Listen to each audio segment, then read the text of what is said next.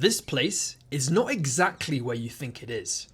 If you head to Greenwich Park in London and walk up the hill past this beautiful view of Canary Wharf, you will arrive at the Royal Observatory Greenwich, a historic observatory dating back to 1675.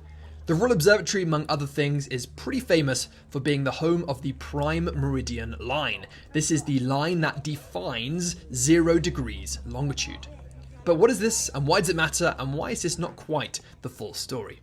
Well, we live on a globe. Hopefully that is not a point in contention. And to define your coordinates on a globe, you need a latitude and a longitude. Latitude, determining that is easy. You just count your position relative to the equator. But to determine your longitude, you need some sort of frame of reference for where you start counting. Where is 0? And so, following an international meeting in 1884, these gentlemen here decided that the world would classify Greenwich Observatory as your 0 degrees starting point.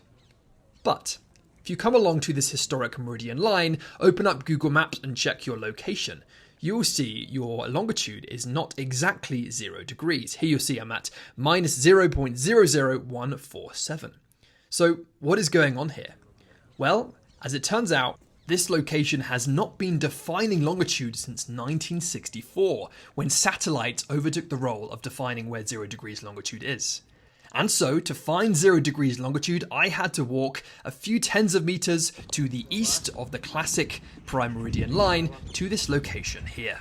So here I am on the real Prime Meridian line, according to GPS. You can see the O2 Arena over there. This is Greenwich Park, the Royal Observatory, and the marked Prime Meridian about 50 meters that way, just behind those bins.